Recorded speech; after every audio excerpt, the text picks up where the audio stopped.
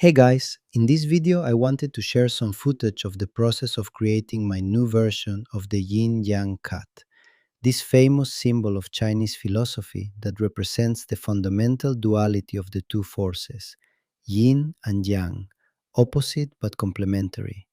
In this video we are going to follow the faceting process I used up to the final result.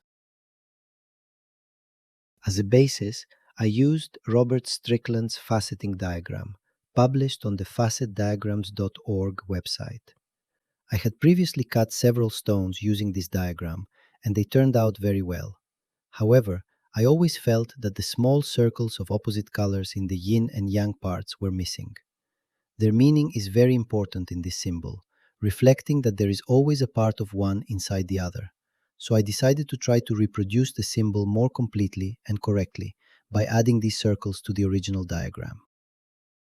In addition, I decided to add concave facets to the pavilion, which give the stone more life and brilliance compared to normal flat facets.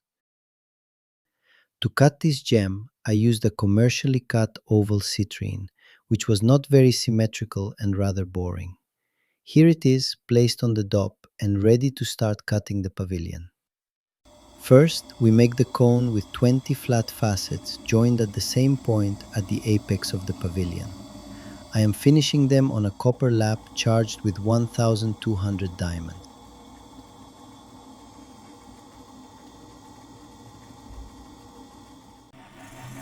Next, we create the concave facets on the Ultratec fantasy machine, using an 8mm copper cylinder and 3000 grit diamond paste. Then I proceed to polish these concave facets with my micromotor and felt rollers, using W1.5 and then W0.5 diamond paste according to the Chinese marking. I will show you my polishing station later on. Finally, I return to the flat disc to give the final polish to small parts of flat facets that have remained after cutting the concave facets. These tiny fine facets that run from the girdle will give the final gem an even more interesting look. Then I transferred the gem, gluing the pavilion to the new dop and removing the dop from the crown. I don't have a video of how I cut the crown facets, but there is nothing special about this process. Just follow the diagram. Once all the crown facets are prepared, I leave them unpolished and proceed to make the round points that will add elegance to the design. To mark their exact position, I go back to the fantasy machine, where I attach a diamond ball tool and adjust the position of the stone so that it creates a circular mark in its exact location. Now I have to go over and polish these hemispheres. This is my polishing station for concave cuts.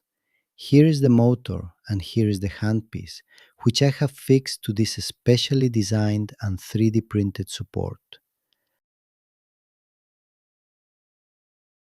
I can also add water dripping when I need it.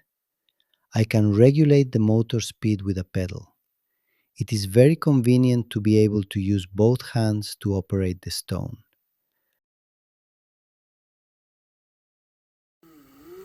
I am going to work on these bubbles, leaving one frosted and the other perfectly polished.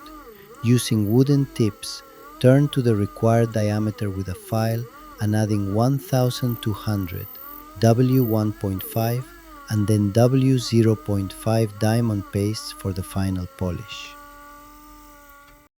Once these two bubbles are finished, I return to the faceting machine to give one half of the design the final polish.